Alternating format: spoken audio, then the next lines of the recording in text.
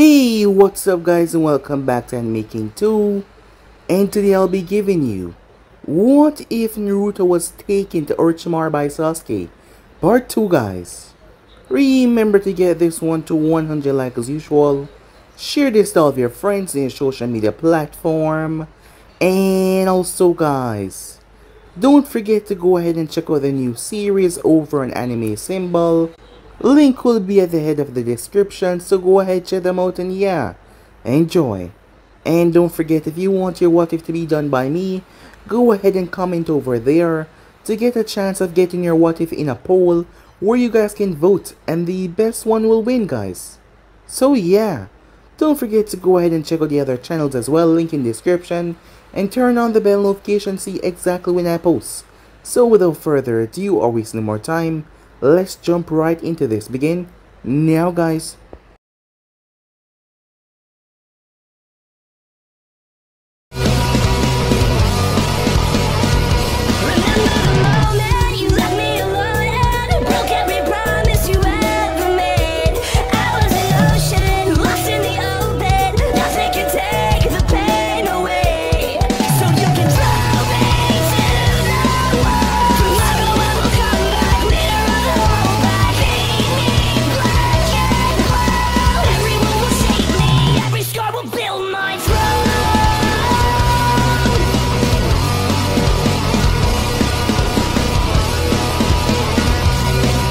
So the last part that we left off, both Naruto and Sasuke was giving it their all. Yes, they were.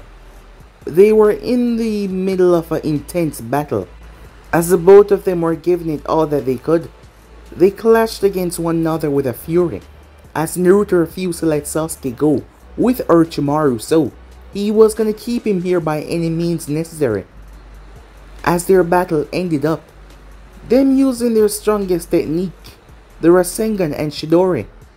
Following that, the techniques collided and Naruto, instead of trying to actually physically hurt Sasuke, he slashed the headband and Sasuke punched him, as Naruto was the one that ended up unconscious while Sasuke stood over him. In that moment, Sasuke made a decision that would forever change everything, as he brought Naruto with him. Kakashi arrived not too long after to see nothing behind. As he returned back to the village, Tsunade had just came out of surgery. The others, they were gonna make it. Shikamaru was happy to hear that. However, problem ensued when Kakashi told Tsunade what happened. She held her composure though until she got to her office, where she broke down, as Jiraiya came there, as he tried his best to comfort her. They will find Naruto no matter what. Naruto woke up in the premises of Orochimaru, who had placed seals on him to prevent many things. Also, to cause him unnecessary pain if he lashed out at him, as Naruto couldn't even feel his chakra. As Naruto couldn't believe that Sasuke was the one that brought him here, he thought it was a lie. A few months passed after that, and they still had no idea on Naruto's whereabouts. As they wanted to mark him as a missing nin, the council that is that Tsunade was trying her best to buy as much time as possible, as she had Jiraiya and her other ninjas out there, searching, trying to find the boy. However, it didn't seem like they would find him anytime soon. As for Naruto, he was broken after that. Orochimaru used that to his advantage, as he twisted and corrupted Naruto's mind, to make him believe that the leaf did not care one bit about him. In the fragile state that he was in, the Sannin was able to get Naruto to trust him, who asked for the man to train him. Orochimaru was ecstatic when he heard that. A big smile spreading across his face. Just like that, 3 years passed by. As Naruto had been named a missing nin along with Sasuke, there was nothing that she could do about it, as much as it pained her. However, Jiraiya never gave up the search, as he was still searching, trying to find Naruto. Tsunade told him to do it. It didn't matter what the council had to say. And now, 3 years passed by. Many changes happened. Kakashi was back to doing solo, as he closed himself off once again. Sakura had thrown herself into training from Tsunade to get stronger to find Naruto and Sasuke, as she knew that the both of them were alive and well. She just knew it deep inside. She will find them no matter what. However, problem arose as Gaara was targeted and kidnapped by the Akatsuki, and it was their job to go and find him. We then skipped towards Orochimaru's hideout. Both Naruto and Sasuke had excelled tremendously over the past couple of years. Right now they were fighting, and even at the small scale they were fighting at, they were causing seismic quakes in the area as they clashed. Orochimaru had to intervene, otherwise the both of them might just end up killing each other. As they did so, Kabuto arrived with some message. It turned out that the Kazekage was kidnapped, as Naruto did not. Wasted no time, he was gonna save Gaara. As Kabuto was against that, believing that Naruto would not stand up against the Akatsuki, but Orochimaru told him to have a little faith, as Naruto might kill 2 or more than that, and that would be good for them in the long run. As Naruto headed off, Sasuke had no interest in saving Gaara, as Naruto leaped. He was caught by a dragon that he came across some time ago. He was given a strange egg, some prophecy thing that he to this day did not fully understand, but the blue dragon was what came out of it. It was immensely fast, as Naruto was riding on its back as it took him towards the land of Wing to find what happened to Gaara and where he was, as Naruto was going to bring him back no matter what. So yeah guys, basically let's left off. You guys can switch across and play check it out for yourself. Don't forget to go ahead and comment down below and tell me if you're new. I'll be replying talking back to all of you. So yeah, without further ado or wasting more time, let's jump right into this. Begin now guys. At the moment, Kakashi was accompanying Team 8 towards the Hidden Sand. Once they were there, they would receive the briefing on what was going on. They were hoping to get some kind of lead towards the general location that they were last seen. As the Leaf Ninjas quietly made their way through the forest, Kiba was on point with Akamaru, with Kurenai and Shino following right behind him, as Kakashi was in the middle. Hinata was at the back. Kiba was responsible for sniffing out any traps or enemies that might come towards them, and Hinata was watching their back with her Byakugan. They have been traveling for a day now at a steady pace, and exhaustion was starting to overtake them. Oi, Kurenai-sensei, when can we take a break? Kiba asked as he turned towards her. As Kurenai glanced towards Kakashi, who understood her implication to the question, as he nodded. Alright everyone, let us set up camp for the night, Kurenai said. Finally, said Kiba. We've been running for he was cut off. Kurenai-sensei, there's an unidentifiable object approaching from the rear. Hinata yelled. Hinata, can you get a fix on it? Kurenai asked calmly. No, it's moving too fast. It will be upon us any second now, Hinata replied. Just then something whipped past them at incredible speed, kicking up a lot of dust and raining down leaf upon them. They had to brace themselves as a massive whirlwind slammed right into them. It took a moment for it to settle down, and the place was once again calm. Kiba started to cough.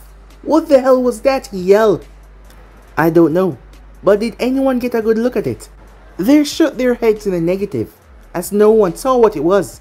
It was just too fast, as Kakashi was gazing off in the direction that the object went. With the help of his Sharingan, he was able to make out some details.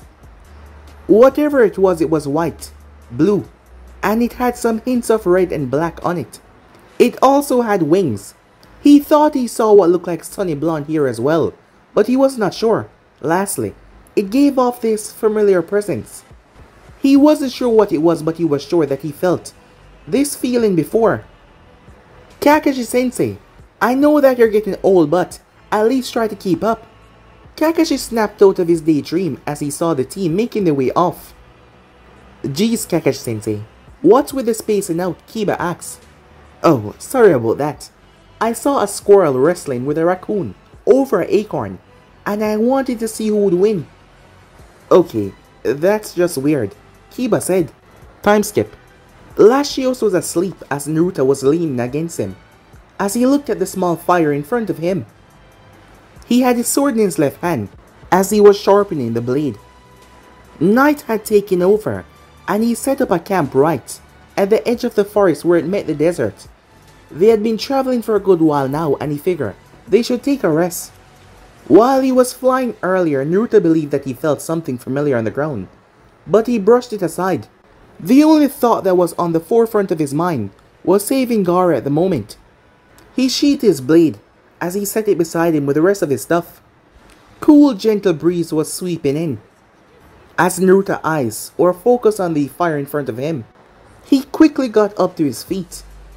As Naruto thought that he just saw a strange fox-like creature staring at him, but there was nothing there. I must be more tired than I thought I was, he thought to himself, as he settled back down, thinking about the plan for tomorrow. Soon after, fatigue finally claimed him, and he was lulled to sleep. Time skip. It was the next day. The 5-man cell finally arrived towards the village. Despite their Kazekage being recently kidnapped, it was unusually calm. After a short walk through town, they arrived at the Kazekage office. They entered to see a highly distressed Temari at the decks. Her gaze snapped up when they came across her. "Finally, you're here," she said, as she was barely keeping her composure. Kakashi stepped up to speak. "We are the tracking team sent from Konoha. What is the current situation?" he said. 3 nights ago, the city was attacked by the Akatsuki. He was alone, and he flew around, dropping bombs everywhere. That is when Gaara stepped out to face him. They squared off in the skies above the sand, and just when it seems that Gaara got the upper hand, he exploded. Kurenai raised her eyebrow. "What do you mean he exploded?" she said. "We don't know exactly.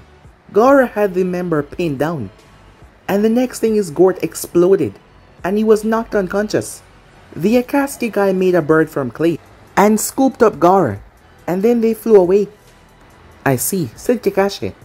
"Do you have any clarification on their last whereabouts?" "No, not exactly, but people have reported to see a giant white bird flying across the desert towards River Country. My best guess is to start there." "Understood. We shall leave now," said Kurenai, as her team headed for the door. "One more thing," Temari said, making them stop, as they all turned to meet her gaze. "Yes, what is it?" Kakashi said. "I want you to take Lady Chiyo with you. She's the one that sealed Shikaku into Gaara, and she'll be able to fix any damage the seal might have sustained. Don't let the old bag of bones fool you. She's still a very strong fighter." "Understood," said Kakashi. "She'll be waiting at the west gate," Temari said, as they left. With Naruto. Naruto had arrived, as he was going to meet up with one of the sound spies that were placed in the village. With any luck, he will obtain some information to Gaara's current location. Latios dropped him in mid-air as Naruto was sent diving right in the village. As Naruto arrived, diving into an alley, he used wind manipulation to lessen his fall as his feet touched the ground. He checked his surroundings to make sure that no one was there. Covered by a brown coat, Naruto made his way. As he quietly made his way through the crowd, not one person paid him any mind. As he finally arrived towards the location, it was a dango shop, the corner of the village main square. When he got inside, he was shown to a table by a bubbly brunette around his age. "Here's your table, sir. What can I get for you today?" "Just a stick of dango and a glass of water, please," said Naruto. "Coming right up," she said. As Naruto sat there for a good 5 minutes until his food arrived, there was another table behind him with a hooded man. His back was turned to Naruto. As Naruto ate silently, after he finished his snack, he picked up the tapping noise that were behind him. He recognized it as the Morse code system that Orochimaru set up. It only seemed fitting for sound shinobis. It was light, and unless you train your ears accordingly, you would not pick it up. "Greeting, Naruto-san. Orochimaru-sama informed me of your arrival 2 days ago." As Naruto took the empty dango stick as he started to tap it on the table. "What is the situation?" he said. The man returned with his own tap. "It seems that the Akatsuki infiltrated the village 3 nights ago and challenged the Kazekage. The Kazekage fought in the skies above the village against a blonde Akatsuki member. He was reported to use clay bombs. So they sent Deidara. That means Sasori is probably with him. Any updates on their last whereabouts? Reports have come in about a large, clay-like bird flying across the desert, heading towards River Country. Akatsuki has a base there. That's a day-worth travel away from here. They're probably extracting the Ichibai as we speak. I will take my leave now. Thank you for the information. As Naruto got up, the man continued to tap. Naruto-san, I feel that it's important I should warn you that Konoha ninjas were spotted recently in the village. They are most likely here as reinforcements. You should be careful out there. As Naruto silently nodded his head, he turned to leave but he bumped into someone, the brunette from earlier. As she was carrying a tray, she ended up slip, bumping into the person that she sat a moment ago. As Naruto spun around and caught the tray and caught her as well, one hand holding her back. As she was so close to him she could see his blue eyes as she stared into them. He helped her back on her feet. Careful there, he said. Wouldn't want you to get hurt.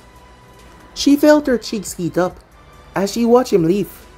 Through that was going on, there was a man there as he was passing through, in a black suit with his war paint makeup on. Those reflexes. Who is that guy, he thought. As Naruto was leaving, as he walked past a store, something caught his eye. It was a jewelry store. As Naruto saw something, it was a necklace. Two to be exact. One was like a sun, with a shining ruby resting in the center. Its twin resting beside it, a silver crescent moon, with a jewel in the crescent of it. Perfect, Naruto thought, as he headed into the store. He left it 5 minutes later, as he climbed over the wall. Leaping over said wall, Lashios caught him, as he started headed off towards River Country. Meanwhile, deep within a cave, within River Country, 2 men, black cloaks, red clouds, stood on a finger of the statue. The others were in hologramic form, as all of them were gathered. In the center was a massive dome of chakra. Inside of it was the body of Gaara.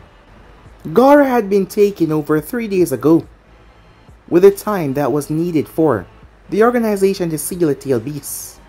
It was already done. Slowly, the rest of the chakra seeped into the statue as one of the eyes opened up.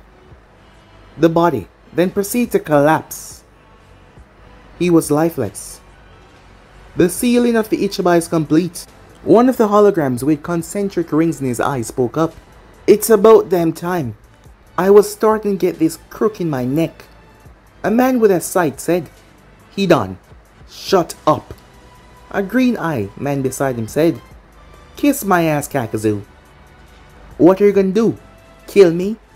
You've been saying that for the last 1.5 years, and I'm still here kicking. Enough, you two. Sasori, Deidara, our scouts have picked up individuals heading your way. They're most likely coming to reclaim their leader from the Sen. Get rid of them. Yes, Leader Sama. Sasori spoke up. Time skip. 10 individuals arrived towards the massive rock structure. Kakashi and Kurenai group had met up with Guy's group along the way. Tsunade had sent them as backup to aid against the organization. Kakashi leaped upwards as he landed on the boulder. He used his Sharingan to scan the paper that was on it. He jumped back down. Just as I thought. A 5-prompt barrier, he said. What's that? Kiba asked. It's a special seal that creates a barrier around the place that places 4 other tags in different locations connected to the 5th one that is connected to what they're trying to protect. They are placed on flat surfaces and they're connected together by the user's chakra. It's a high probability that the one we seek are inside, Kakashi said. So we just take off the seal, go inside and kick the Akatsuki asses and return Gaara back to the sand. And we're heroes, right? Kiba said. That is a most excellent idea, Kiba, Lee said, with a fist bump. Everyone's sweat dropped. It doesn't work like that, guys. In order to remove the barrier, all tags must be removed at the same time, which means we're gonna have to split up. The problem is the other 4 could be anywhere around here, and we have no idea where to start, said Kakashi. As they start to ponder an idea, Ashino came up with one. Kakashi-sensei, you said that the tags are laced with the user's chakra, right? That's right. Then it should be possible that Hinata and Neji should be able to locate them with their Byakugans. They all turn towards the 2 Hyugas. It's worth a shot, said Neji. I'll try my best, said Hinata. As they awaken their eyes as they start to search for the chakra signature, trying to find any around them that was not their team. Around 2 minutes later, their eyes return back to normal.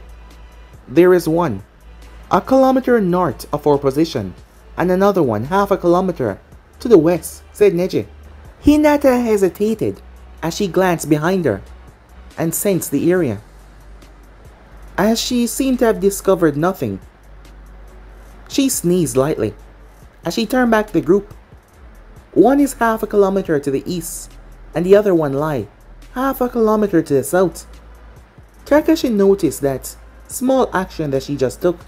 It was almost like she sensed something, but it was no longer there. He put that in the back of his mind for now. They had more important things to worry about.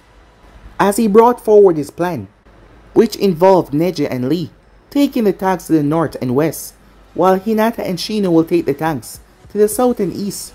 Tenten, I want you to back up Hinata. He noticed her scowl as he spoke before she could speak up. I am by no means demeaning either of her skills as Kunoichi, but I would feel more comfortable you watching her back. There is no telling what kind of sickos is out there, and what will happen if Hinata was injured and is left at the mercy of the enemy. Seeing their understanding nods, he finished explaining his plan. They had the radio communicators from Guy, so they set things up. Any questions or comments or concerns, Kakashi asks. Kiba raised his hand immediately. Kiba, shut up. I've had it with your idiotic remarks. I swear, you're just like Kakashi caught himself. His one visible eye grew very void and distant. It snapped back to normal though, as he turned towards them. They had to move immediately. Meanwhile, Naruto sat high in a tree as he masked his chakra signature. Latios had turned invisible, hovering nearby. He expected to run into Konoha ninjas, but not all of them. He knew them all. And he also saw that old woman. If he was not mistaken, she was Chiyo of the Sun. Kakashi was speaking with a group, as Naruto really wanted to save Gaara, but to take on both the Akatsuki and Konoha would be suicidal. He would be worn out from fighting one, and he would not allow himself to be captured, taken back to the Leaf, or taken by the Akatsuki. As Naruto glanced down, as he looked towards Hinata, she was one of the only ones that he had not forsaken. Given how short their interactions were when they were younger, she was actually one of the few people that was just different, and that was something that he could not understood. And their interaction was not a lot, as he remembered when his fight against Kiba, she gave him medicine to help him, and when he swore that he would defeat Neji because of what he did to her. Thinking back, it would have been better if he was closer friends with her. However, things were different now, as he was so lost in his thoughts. She saw him, and they locked eyes for a moment, as Naruto reached and gripped the handle of his blade. However, she just swiveled her head like she was scanning as she sneezed, and turned back to the others. His thoughts were interrupted, as he was just staring down at her, as Kakashi started to give the others instructions on what to do. Time skip. Hinata was making her way, as she was sure that she had sensed something that was so familiar. However, the next moment it had Shino call out to her, snapping her from her thoughts. Yes, I'm okay, she said. Alright, just stay focused, he said, as they made their way off. Back in the clearing, Kakashi was reflecting over the mistake he almost made earlier. He almost called Kiba Naruto, as he remembered quite well It still hurt him to this day. The disappearance of the blonde. No one knew if he was still alive or dead, leaving it up to the imagination about his current status. Kakashi hoped that he was alive and wherever he was. Most importantly, he was happy. God knows that he deserved it after everything he went through. His thoughts on the subject came to an end as voices start to go over the earpiece. "I'm in position," East Tag Shino said. "North Tag," said Neji. "Yush." West Tag said Lee. "We're here at the South Tag," said Tenten. "Alright, nice work. On the count of 3, we do this," he said, as he stood on the boulder himself.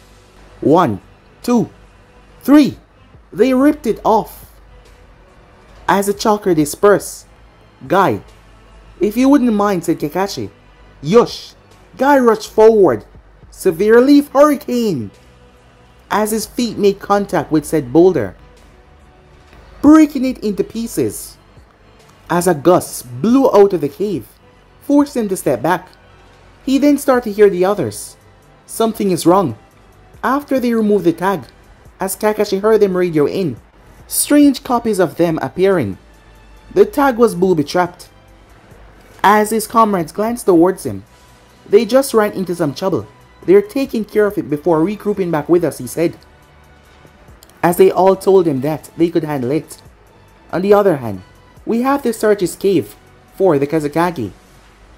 And be careful of the Akatsuki," he said, as Kiba raised his hand to stop the group. "Up there. It smells of Gaara, iron, clay, and death," said Kiba, in an ominous tone. When their eyes finally adjust, they notice the 2 figures, and the giant bird as well. Deidara and Sasori glanced up to see the 5 figures, and a giant white dog step inside after the explosion of the rock. "Time to get this over with, I guess," said Deidara, as he stepped forward. "Well, look who it is. Some run-of-the-mill leaf ninjas and a washed-up old hag." "We're here for the Kazekage," said Kakashi. "Oh, him?" Deidara glanced towards the bird as they saw Gaara hanging out of its mouth. The bird then swallowed his body. "Nah, I was thinking that we could hold on to him. Besides, Sasori Senpai might made a puppet out of it if Leader Sama has no use for it later." "You bastards! Hand the Kazekage over before I rip you to shreds," Kiba yelled. Deidara laughed. "Please, you little brat. You think you have any chance against someone like me? Come back in a few years and then we can talk," he said. "Deidara, stop playing around. Get out of here and get back to the base. I'll finish them off," Sasori said. "Come on, Sasori Senpai. I wanted to show them my art," Deidara said.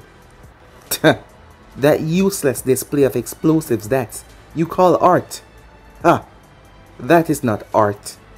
Fine art is something that traverses time and still maintain its elegance. Just like my puppet," Sasori said. Deidara was about to retort until he sensed the attack coming towards him. He leaped up in the air and flipped, dodging the 2 mini cyclones that crashed down where he once stood. As he heard Dogboy curse, he flipped and landed on top of his bird. "Deidara, leave now," said Sasori. Yeah, I'm going." As he flew towards the entrance over their head. "He's getting away," Kurenai said. "We must not allow him to escape," said Guy.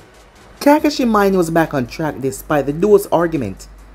"He's right. We can't let him escape. Kiba, Akamaru, and I are the best at tracking, so we will pursue him. You guys, you think you can handle that one?" he said. "Most definitely, my eternal rival. We shall blow this monstrosity of a man away with my eternal youth," said Guy. "Alright then, let's go." As Kiba and Akamaru made their way, on the outside Naruto waited, when something shot out of the cave and flew overhead. As he passed, Naruto picked up on it, a familiar scent that passed his nose. There's no doubt that's Gaara. Deidara must have him. Naruto was about to call Dashios until he saw Kiba and his dog Akamaru, along with Kakashi, leap from the cave. Naruto hid himself until they passed by. He was now at a loss to how he will approach this situation. If he pursued them, he would be able to save Gaara and eliminate the Akatsuki member. However, he would have to confront the Konoha ninjas, that being his old sensei. And the option of being taken back to either of those places was not favorable. In the end, he came up with the idea. I'll just hang back and wait to see what happens. The moment I have my chance, I'll strike and kill Deidara, Naruto thought. As he went after them, moments later, dynamic entry! Guy finally made headway as he shattered the puppet, forcing Sasori to jump away. Chiyo was shocked. You haven't aged, she said. This person was none other than her grandson, surprising Kurenai and Guy. As Sasori was no longer playing around, he brought out his prized possession. Chiyo was shocked when she saw the thing that led the Sand into war. All those years ago, you were the one. You killed the third Kazekage. Sasori had despised the man. He thought his art was disgusting, just because he wanted to dive in human puppetry. However, it doesn't matter anymore. The group was forced to flee as a gigantic rod. It was made from iron metal, more like iron sand. However, Guy was immensely fast, as he could not get a hold on him. As they clashed against one another, he decided to disperse the iron sand into multiple needles. However, Chiyo brought out something to fight him. You think those pathetic things can stop me? You truly are pathetic, grandmother. Sasori, these were the first puppets you ever created. You never thought that way about them when you were younger, Chiyo said, as she was using his parents. Sasori remained impassive, as Guy leaped back towards Lady Chiyo. With the sand all around, he was having a hard time getting through. Guy asked if she had a plan in mind. Yes, don't get poisoned and stay alive. As Guy regained his breath, Yosh, I will allow my flames of youth to explode, he said, as he proceeded to dive into the inner 8 gates. Meanwhile, both Kakashi and Kiba were making their way as they were hunting down Deidara. He was flying overhead, taunting them with a small distance between them. As Kiba was not being focused, and he was allowing himself to be caught up easily by the bombs. Kiba, focus. He's a S-rank missing nin. He won't hesitate to kill you. Sorry, Kakashi-sensei. Kiba said as they made their way. Deidara was annoyed as he could not shake them. As Kakashi and Kiba started to go into the attack, the cyclones came at him, and then that damn space-time ninjutsu was trying to grab him. He cursed as he lost his remaining arm, the only one that he had to that damn technique. He was trying to speed away as fast as possible. In this state, he wouldn't be able to fight them, especially that damn copy ninja. He saw something on ahead, a large forest. A smirk came on his face as the bird swept down to the ground. Both Kiba and Kakashi leaped as Deidara jumped off said bird. The bird then spat out Gaara's body and then turned. It then shot towards the two that was in mid-air. Kakashi had no choice but to use his Mangekyo Sharingan. Even if they tried to dodge the distance, it would be too close. The bird exploded as Kakashi sucked it into another dimension. Deidara frowned as they landed.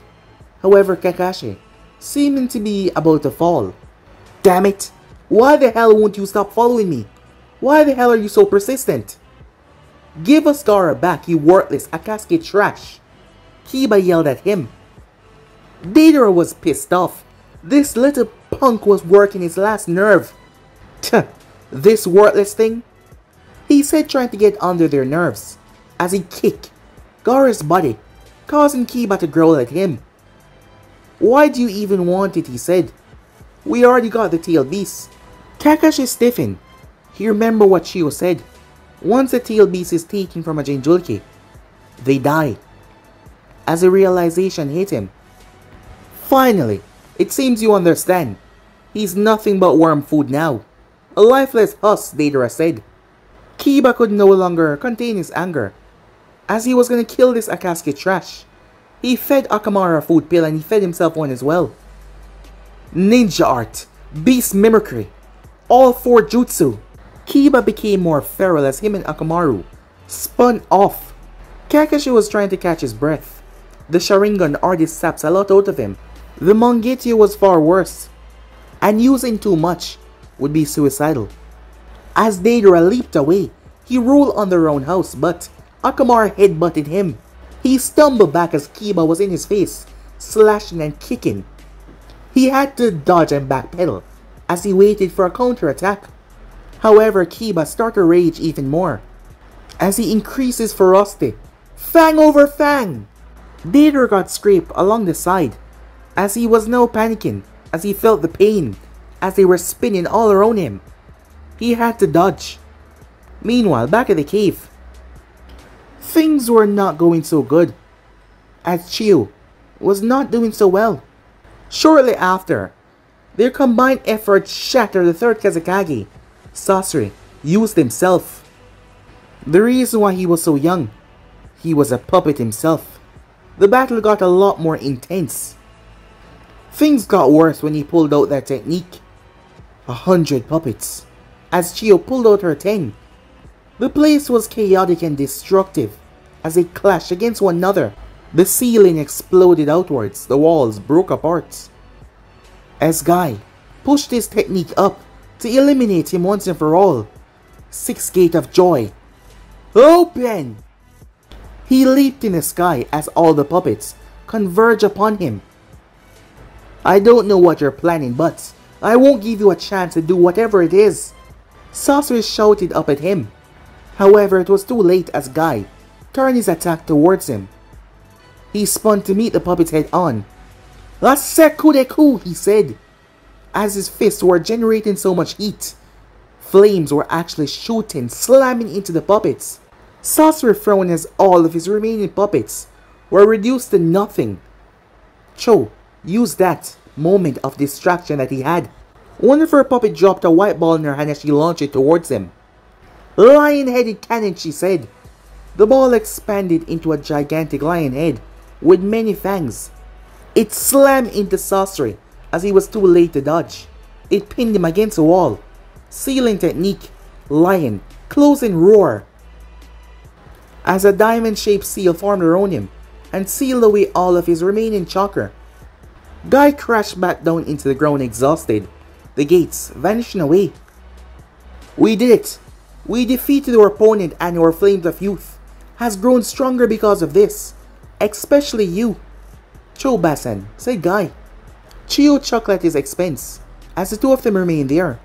However, Guy was pierced through the stomach by a blade as Sasori stood there. You two are so damn troublesome, he said. He twisted the blade as Guy cried out in pain. Impossible. Your chakra should have been sealed away. You shouldn't be able to move, Chiyo yelled at him as she turned to meet his body that was still sealed away in the wall. She was confused as she turned towards him, her eyes surveying him. She then realized. He smirked. Always a wild old coot, aren't you? I see you figure it out. Your chest. That is it, isn't it? The core to everything. You ejected at the last moment and switched bodies. Yes, and now, both of you shall die, he said. Guy's eyes widened as the blade came down, only for blood to splatter as a blade was extending through Sasori's chest. Standing behind him was none other than Kurenai. Kurenai was their ace in the hole, as she had been on their genjutsu the entire time, waiting for the right moment. When she saw Guy got pinned down, she was tempted to drop it until she saw the lack of attention that he had, and she struck, using one of his puppet's sword. The moment she heard Lady Chiyo explain his weakness, after all, she did not see a way to just destroy and kill him, because his body was a puppet. But his weakness was to give away, for her to end his life. Impossible, he said, as he stumbled down to the ground. Despite his sword wound, Guy was still as bright as ever. Kurenai-san, your skills in Genjutsu is your source of your bright flames of youth. I am most grateful for the save, he laughed, until he started to wince in pain and cry out. What's wrong, guys? She said. He's been poisoned, Chiyo said, making her way over. Do something, said Kurenai. Unfortunately, Sasori was a benefactor of the poison, and only he knew the cure. So we're just gonna sit here and watch him die? Kurenai yelled. No. As Chiyo made her way towards him, Guy had passed out. One's own life. Reincarnation Jutsu. A blue aura swallowed her hands as she placed it on Guy's torso. The toxic poison started to seep out of his wound, pulling out of his body, as his whole body was inflamed by her chakra, and the wound closed up. She fell backwards as Kurenai caught her. That technique. It's like Tsunade-sama's but different. Guy jumped to his feet, now fully healed back up. It seemed my flames of youth were so bright, they burned away the poison, he said. Chiyo looked up towards him and chuckled, as Kurenai simply rolled her eyes. But there's no time to dilly-dally, my youthful comrades. We must move out and retrieve the Kazekage before my eternal rival, he said, as Guy ran off. Guy-san, this is a serious mission, not a competition, Kurenai yelled. As Chiyo chuckled, young ones these days, she thought to herself. Simply no patience. As she struggled to pick herself up, however, Kurenai helped her up. Meanwhile, Deidara was getting tired. But he was not the only one, as he saw that his attackers were also getting tired as well, as Kiba could feel himself getting weaker and weaker. He just could not get a grip on this guy. The moment he stopped spinning, Deidara moved forward and slammed a brutal kick into him, rushing every single oxygen out of his lungs at that moment. Kiba staggered back. As he fell back, Akamaru leaped forward as Deidara ducked underneath him and kicked him away, as he slammed right into a tree, breaking through it. Unmoving, Deidara proceeded to stomp right into Kiba's stomach. You're really annoying, you know that? You little piece of shit. Now let's see how you handle one of my C2 techniques. He started to swell up and distort. With this, I'll become art itself. Not that crap that Sasori speak about, but something beautiful and instant. For art is an explosion. Kiba started to feel actual fear, as he was going to die. Mom, Hana, I'm so sorry. As he thought about everyone else, his team. Hinata. I never got to tell her how I feel, he thought to himself. He was gonna die. Kakashi had been forced to watch the whole thing, as he was so low on chakra, and his body was exhausted. Once again, he was going to watch another comrade die. He failed once again. Deidara started to chuckle loudly as he reached the apex of his growth. Now you will see what true art is. Die, you leaf shinobi. As Kiba closed his eyes. However, what he heard was wind, ripping and tearing. Impossible. I should have exploded. I should have become art. As Deidara fell backwards, his body splitting in half. From his shoulder to his bicep was slashed. As Kiba glanced up to see someone standing there, with a blade in his hand, his vision returning back to normal from squeezing his eyes shut. As a wind whished past him, as Kiba's nose picked up that scent. No, it can't be, he thought. It's been a while, hasn't it, Kiba? Kiba could barely contain his shock as he couldn't believe it. Naruto? Across the field, Kakashi was standing there in shock, as he was sure that standing over Kiba was none other than Naruto. Naruto was missing for the past 3 years and left no trace, and yet here he stood, just 30 feet away from him. He could see the growth in the past 3 years, but he could tell that was Naruto. Kiba was just as shocked. However, he realized something. Funny. I know what's going on. I'm dead, aren't I? And you're dead as well. What the hell are you talking about? Said Naruto. It's stone flat. Don't you mess with me, said Kiba. I know what's going on. There is no way in hell that this isn't heaven. We're both dead, and that is why I can see you. So where's Kami? He said, looking around. Seems like you've lost your mind or something, said Naruto. Shut it, Uzumaki. Where's Kami? He said. You're not dead, you buffoon. You're the idiot, Kiba said. I was under a bomb that exploded at point blank range, and I'm dead. How could I not die? You mean that bomb? Kiba turned his head as he saw. What the hell? Deidara's body had turned into a clay clone. As Naruto stepped forward and kicked Kiba right in the ribs. Ow, what the hell? If he were dead, would that have hurt? Naruto asked. Kiba thought that he was being pranked by Naruto in heaven, but he was wrong. Oh my god, Naruto, you're alive, he said. Well, that is the case when I'm standing right here, across from you, said Naruto. As Kiba ignored the sarcasm. Do you know what this means? You can finally come home. What will everyone think? He said. Tsunade-sama is gonna have a heart attack. Sakura just might hyperventilate. But who cares? You can finally come back. All these years and we thought that you were... Man, it doesn't matter anymore. Things can go back to normal. Eating tons of ramen at Ichiraku Ramen and... No. What? I said no. What do you mean no? Kiba asked. No, as in I'm not going back to the village. Why the hell not? You have to come back, Kiba nearly shouted. Naruto narrowed his eyes, actually frightening Kiba by that look. I don't have to do a damn thing. Why the hell should I go back? Because, you fool, you have friends and people that love and care about you. So, said Naruto, there's also people there that hate my existence for something I can't control. As Kiba gave him a sorry look, people usually see Naruto as a demon that he held, but things weren't like that anymore. But you're not the fox, and people don't think of you like that anymore. People change.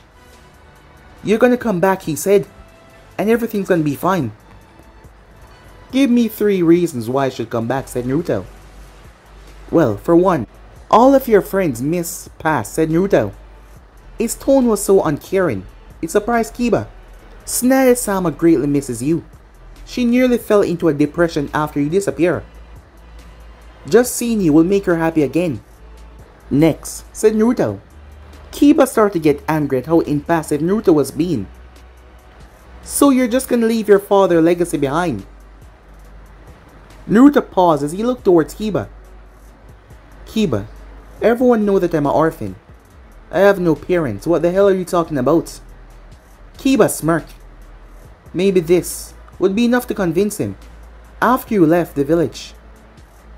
Well, they had a festival in honor of your departure, Kiba said with a scowl. However, Tsunade-sama was so angry. She went beyond the council and everyone else, and she told them all that your father was none other than one of the greatest hero Konoha ever had, the 4th Hokage. Naruto gave him a look. Kiba felt his stomach turn. You really think that lying is going to help your argument, he said. I'm not lying. Tsunade said to herself, you can ask anyone. The village stopped throwing festivals, and majority of them feel bad about the way they treated you. Naruto started to laugh. However, Kiba could tell that it was not a good laugh. The look on his face turned into a scowl of hate. So that's it, huh? If this is true and my father really is the 4th, that is why they change. Now they want to... What? Accept me? See me as a person? Just because of my legacy? After what they did? After treating me like utter shit for years? Now because my father is a 4th, they all want to give a damn? Well, screw them. And as far as I am concerned, if that man really is my father, he can burn in hell where he is. Naruto, you have to be reasonable, Kiba said. No, Kiba, said Naruto. I don't have to be anything. Why the hell should I give a damn about any single one of them? Numerous occasions I almost lost my life. And those cursed people celebrated a festival after I was gone. But now because they know that I'm from some different background, they want to welcome me back. If you were a true friend of mine, you would have been telling me not to go back to that place. But I guess you weren't my friend, because you guys don't miss me. You miss the idiot that could make you all laugh, and the idiot that you guys make fun of. You're all selfish, and I refuse to be that person anymore. I have my own path now. I'm no longer that dumb class clown. As Naruto looked up as Kiba realized that he was gonna have to force Naruto to stay. However, Naruto blade came up and sliced. Kiba looked up in shock. But guys, be and subscribe right here. If you want the next part to do, like, subscribe, comment down below, and turn on that bell notification to stay posted. Remember, share to all of your friends in your social media platform. And also guys, don't forget to go ahead and check out the other series. Yes, I need 4 channels which I post what if on every single day for guys to enjoy. So go ahead and just obliterate that red subscribe button and become a part of the Anime King family. And thank you for all of your help and support. Don't forget to comment down below and tell me if you're new. I'll be replying to comment to all of you. So without further ado or wasting more time, what do you say we just throw ourselves right out of here? See you guys soon. Peace.